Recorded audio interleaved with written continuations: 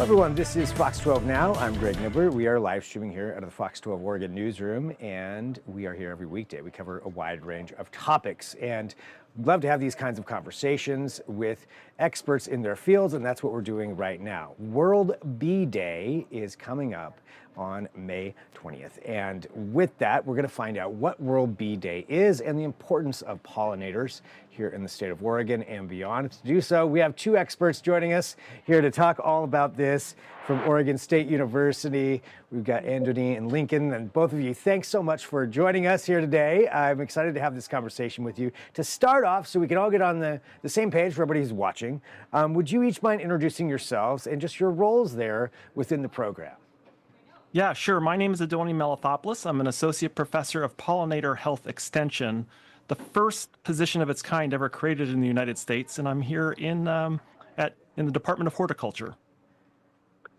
And I'm Lincoln Best. I'm a faculty research assistant in horticulture at Oregon State, and I lead the Oregon Bee Atlas, a statewide initiative to document the several hundred species of wild bees that are found in Oregon.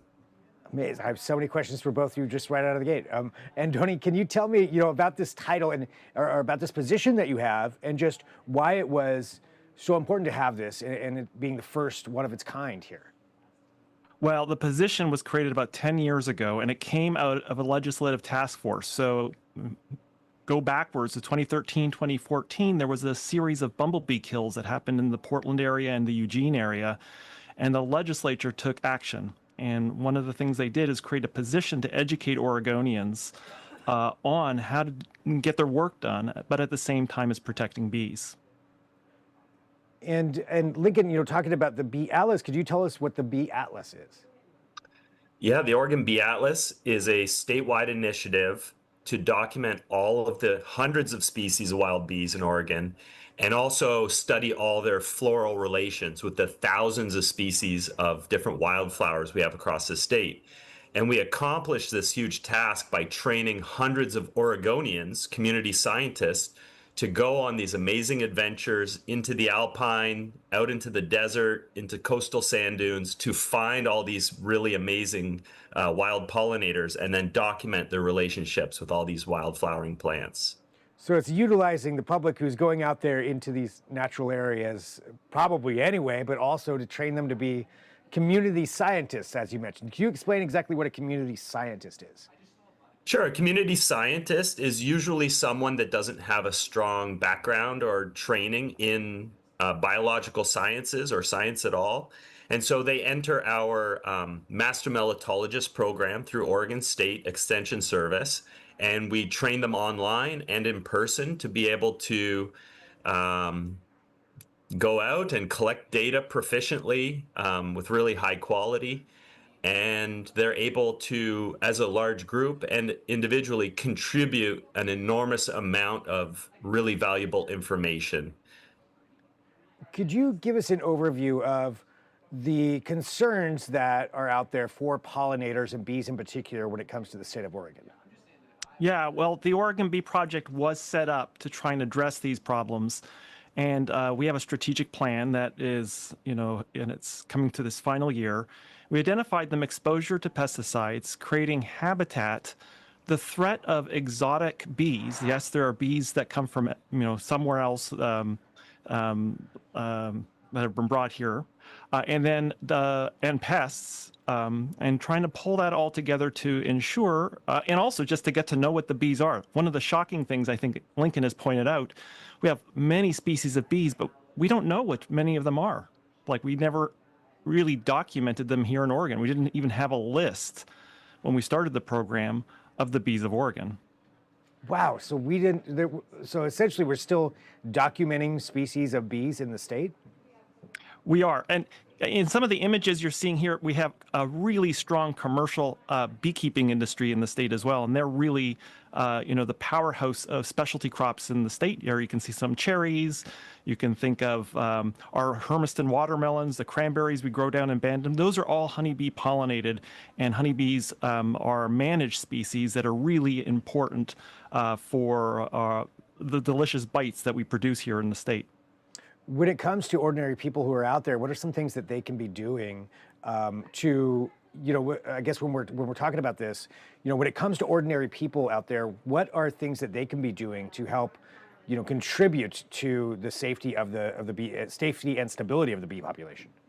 Well, I'll say a few things, but Lincoln is the expert on all the all the many hundreds of species of bees we have in the state, and they may have a different set of concerns. But I think one thing that we've worked hard to do is train people how to understand pesticide labels.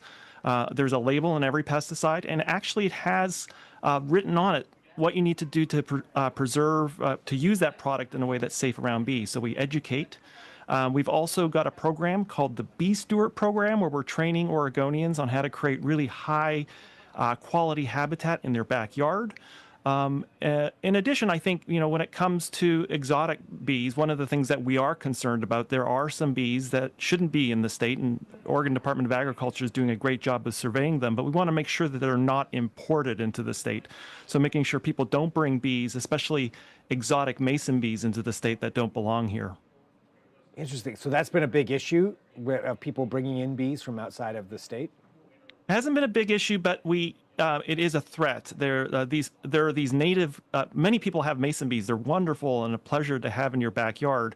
They're a native bee, but the cocoon that you buy at the when you go to the store and buy the cocoon, sometimes exotic bees' cocoons can get mistaken, and the industry's done a really good job of making sure that these are separated.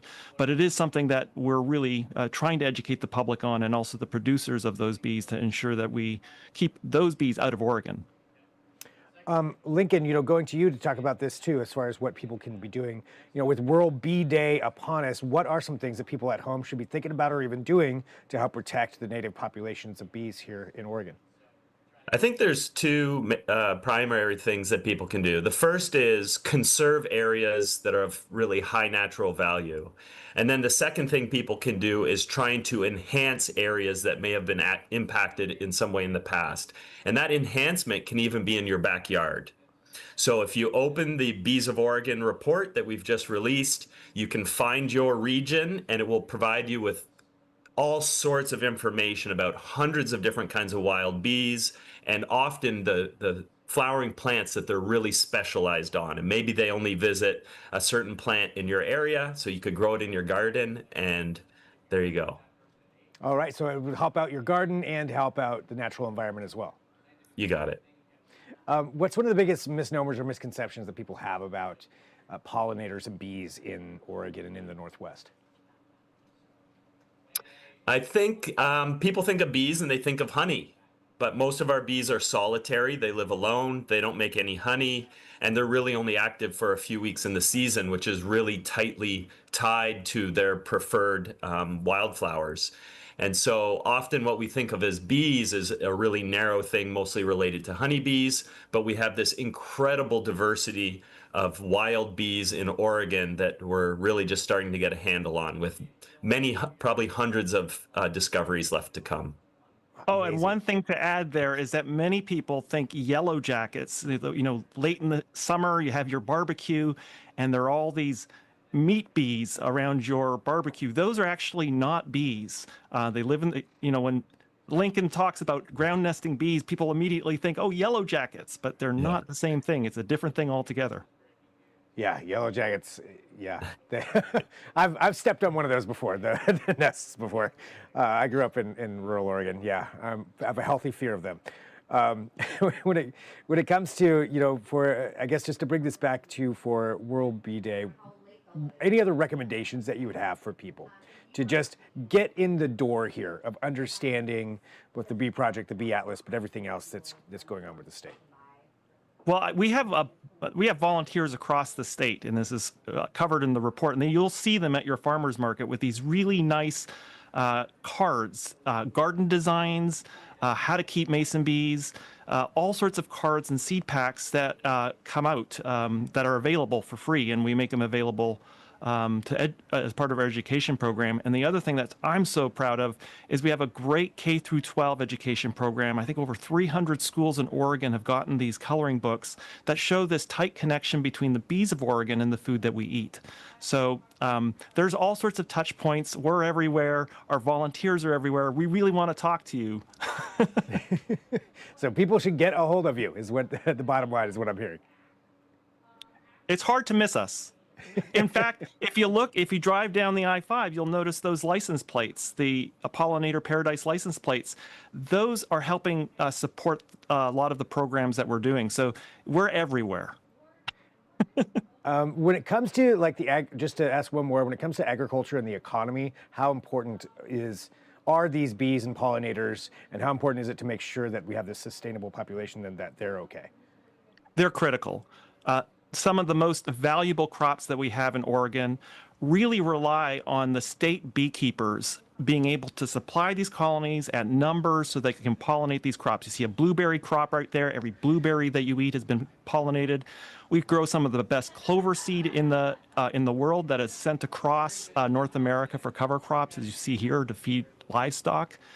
There you see a raspberry or marionberries, bee pollinated. So you really, everything that makes Oregon Oregon that you eat is mostly coming from bee pollination. Amazing. Well, yes, so important, and so important for the work that you two are doing there to help get the word out to everybody in the area. Any final thing or recommendation that people do, say for World Bee Day, to get out and celebrate? I think you should have some honey, even though there's other species. And also, I would just encourage everybody to go out, take a look at the publication and just start to look around. You don't have to go into the way out into the Cascades to see these really interesting wild bees. They're in your garden. You can see them today. They're out. Nice. I love it. I mean, that getting to realize, what you have right there at your fingertips, right in your own backyard, to understand that a little bit more and just how important that is for everything else. Well, thank you both of you for joining us here. Anything else that you think is important that we should address? That's great. Thank you. Thank you. We covered quite a bit in there, so that's good. Well, thank you, both of you, for being here. And thanks, everybody, for watching, too. This is Fox 12 Now. We're live streaming here out of the Fox 12 Oregon newsroom. So we're going to continue on here. We'll take a quick break. We'll come back. And if you are watching live, we're going to have Bob Odenkirk on next. So Better Call Saul, if you like that show. We're switching gears a little bit. We cover a wide range of topics. He's going to be joining us to talk about his new movie. So we've got that interview and plenty more here. But we'll take this break for right now. Back in a bit with more Fox 12 Now.